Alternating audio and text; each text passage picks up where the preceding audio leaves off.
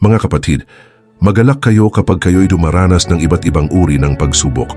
Dapat ninyong malaman na nagiging matatag ang inyong pananampalataya sa pamamagitan ng mga pagsubok. At dapat kayong magpakatatag hanggang wakas upang kayo'y maging ganap at walang pagkukulang. Ngunit kung ang sinuman sa inyo ay kulang sa karunungan, humingi siya sa Diyos at siya'y bibigyan, sapagkat ang Diyos ay nagbibigay ng sagana at hindi nanunumbat. Subalit ang humihingi ay dapat magtiwala sa Diyos at huwag mag-alinlangan, sapagkat ang nag-aalinlangan ay parang alon sa dagat na itinataboy ng hangin kahit saan. Huwag umasang tatanggap ng anuman mula sa Panginoon, ang taong pabago-bago ang isip at di alam kung ano talaga ang nais niya.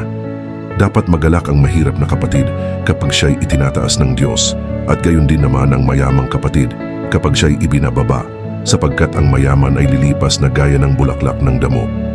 Ang damo ay nalalanta sa matinding sikat ng araw, nalalagas ang kanyang mga bulaklak at kumukupas ang kanyang kagandahan.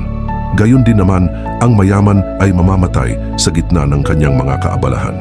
Pinagpala ang taong nananatiling tapat sa kabila ng mga pagsubok, sapagkat matapos niyang malampasan ang pagsubok, tatanggap siya ng gantimpala ng buhay na ipinangako ng Panginoon sa mga umiibig sa Kanya.